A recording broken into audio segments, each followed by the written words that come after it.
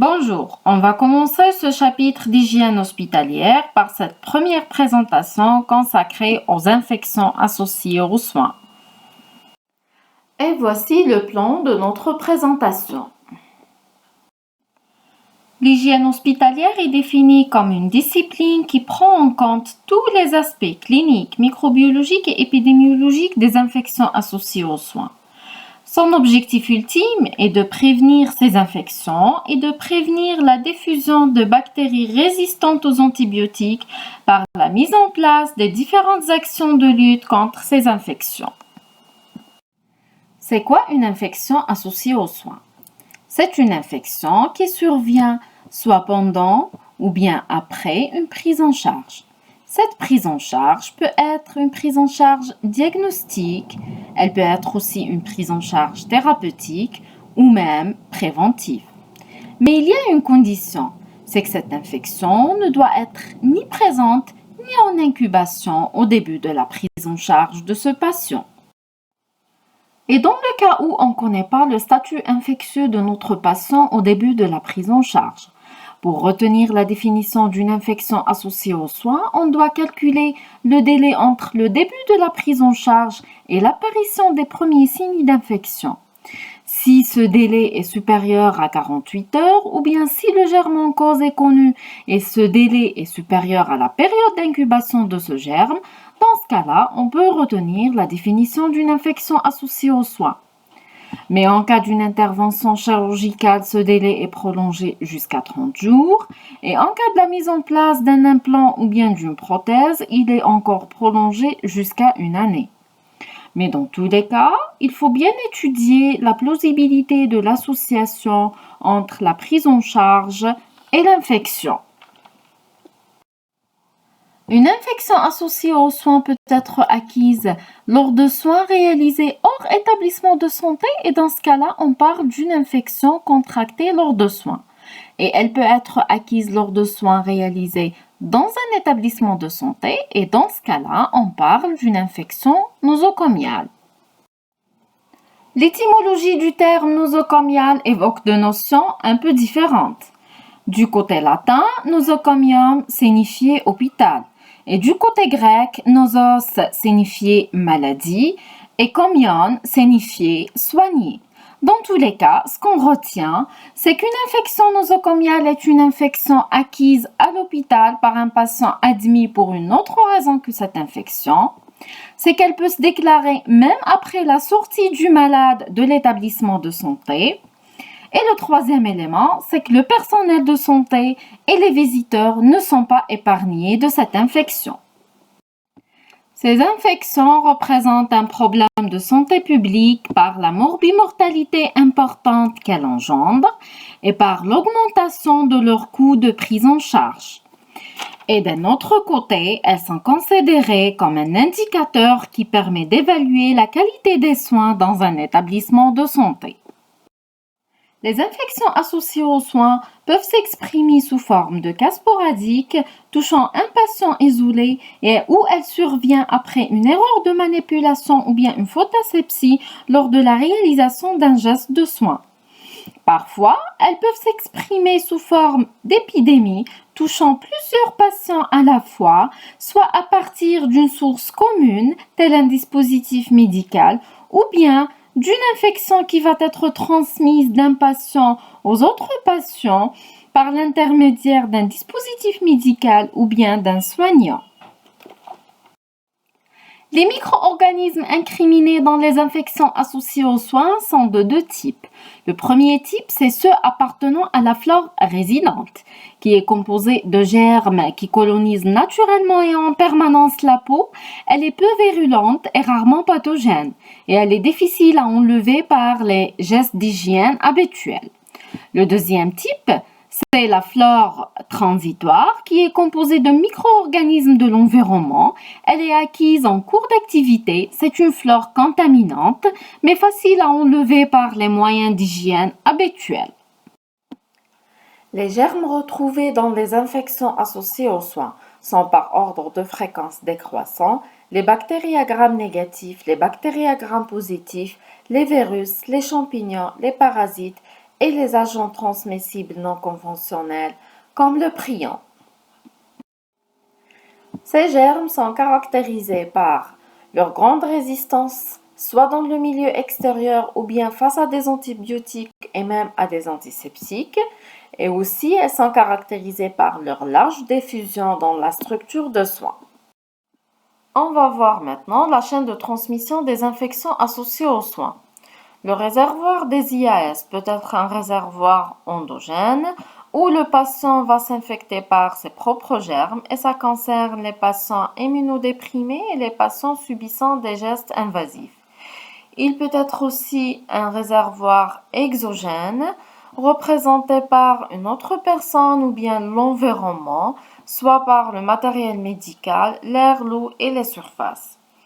L'agent pathogène va quitter le réservoir par une porte de sortie et par le biais d'une voie de transmission qui peut être aérienne ou bien par contact, soit direct par les mains ou bien indirect par l'environnement, va gagner l'hôte réceptif à travers une porte d'entrée. Cette porte d'entrée peut être un cathéter, une plaie opératoire, la voie nasopharyngée, oculaire, etc.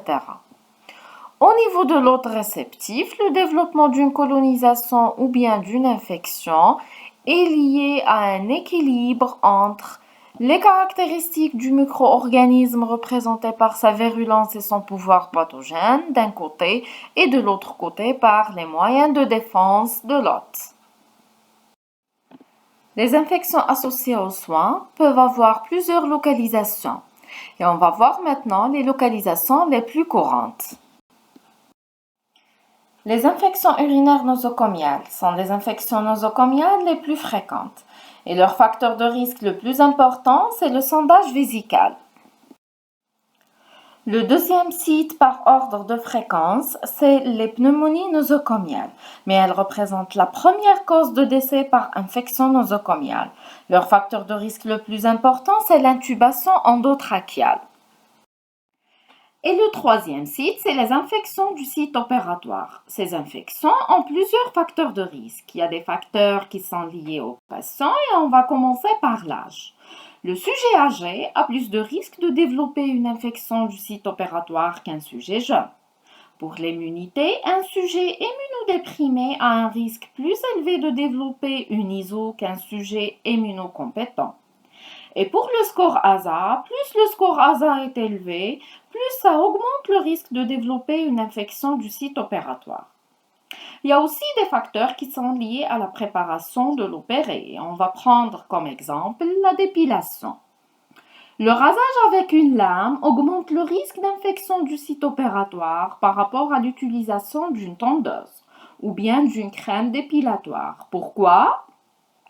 Parce que le rasage peut entraîner des micro-blessures qui facilitent par la suite l'entrée des germes et le développement de l'infection du site opératoire.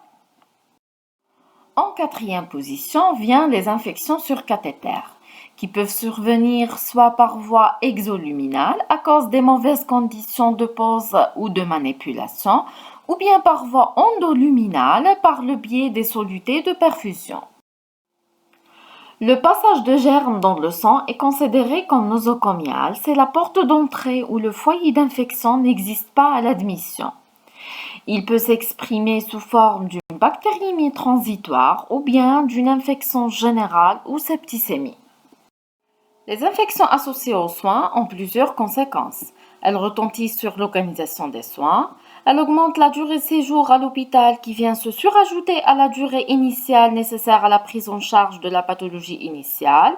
Elles augmentent par conséquence le coût de prise en charge du patient en plus des coûts des arrêts de travail et des indemnisations.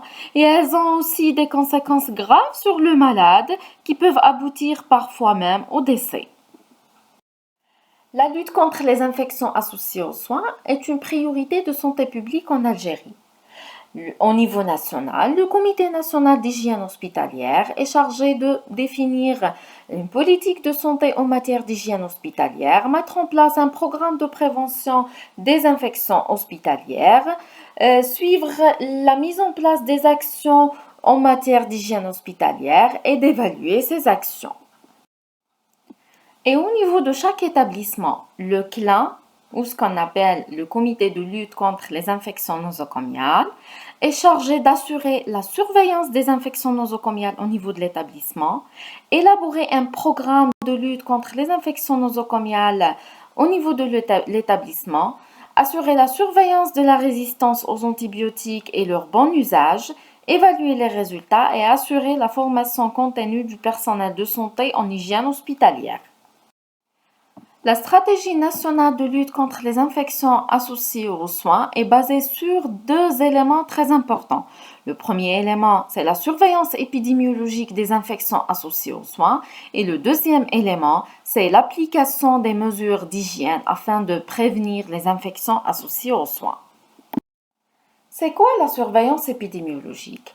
La surveillance épidémiologique est un processus de collecte continue des informations concernant un problème de santé particulier. Après la collecte de ces informations, on doit les analyser, les interpréter afin de les utiliser pour planifier des actions de lutte contre ce problème de santé. Donc tout simplement, c'est quoi la surveillance? C'est l'information appelant l'action. En faisant de la surveillance épidémiologique, on va collecter des informations qu'on va utiliser dans la sensibilisation et lors de la formation des professionnels de santé pour la mise en place des actions de prévention dans un but de réduire les taux d'infection. Mais on doit assurer toujours la continuité de cette surveillance épidémiologique afin d'assurer la continuité des actions de lutte contre les infections associées aux soins. Le deuxième élément important de la prévention des infections associées aux soins, c'est l'application des mesures d'hygiène. Pour rompre la chaîne de transmission des infections associées aux soins, il faut respecter les mesures d'hygiène basées essentiellement sur les précautions standards, qui sont des mesures qui doivent être respectées par tous les professionnels, pour tous les patients et pour tous les gestes de soins. Ces précautions standards feront l'objet de la prochaine présentation.